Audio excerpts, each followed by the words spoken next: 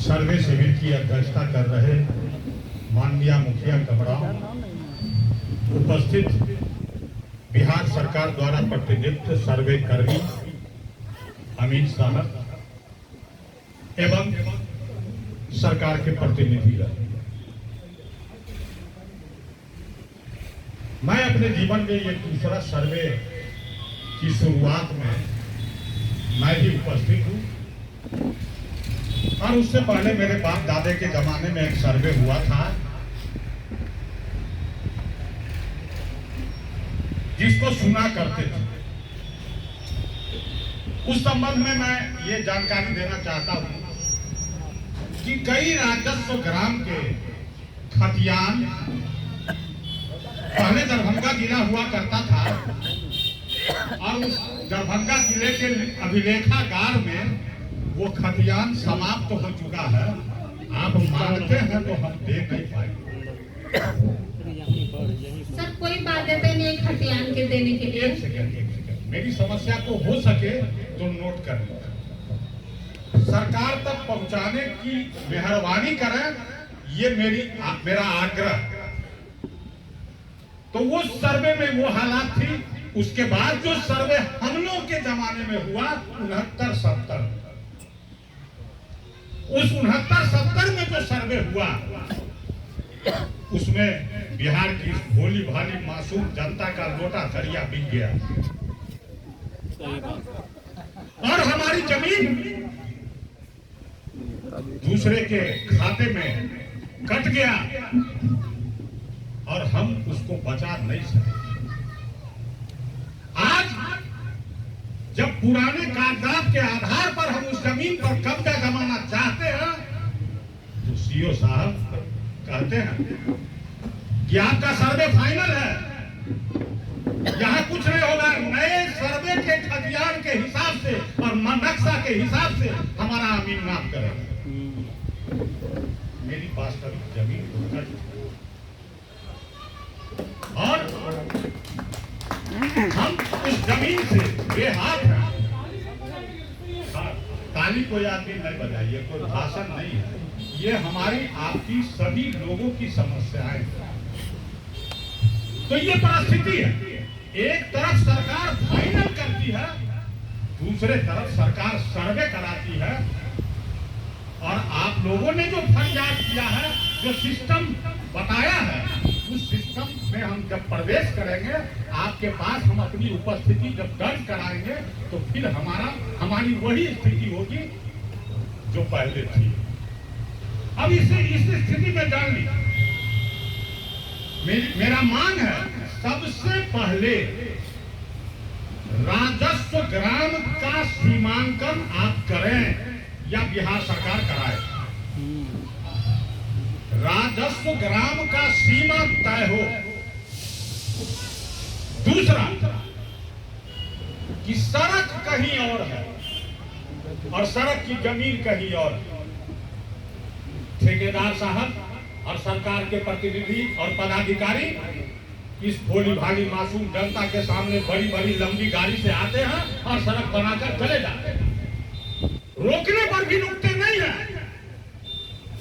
अब उसके अंदर खाने में हम जाना नहीं चाहते हैं, कितना कमीशन है, कितना फायदा है, कितना नुकसान है, हम उसमें जाना नहीं चाहते। लेकिन हमारी निजी जमीन में सड़क बनती है और सड़क सरकार की जमीन खाली है। दूसरी बात कि सरकार की जितनी भी गैर मजरूआ आम जमीन है,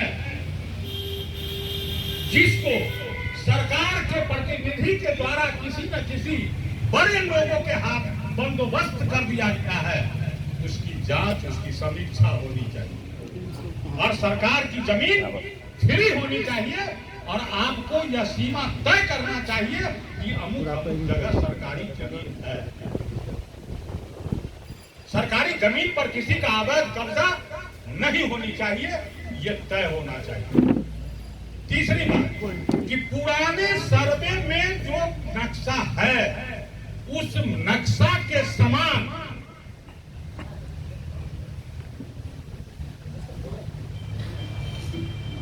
ये हस्ताक्षर अभियान चल रहा, उस नक्शा के समान जिस सर्वे को सरकार वो नक्शा उसके समान होना चाहिए, उसके विपरीत नहीं होना चाहिए। और यदि किसी खेसरा के अंदर जमीन केवाला बिक गया है या किसी ने अगर खरीदा है तो उसके केवाले में जितनी जमीन बेची या खरीदी गई है उस हिसाब से उसका नक्शा बनना चाहिए।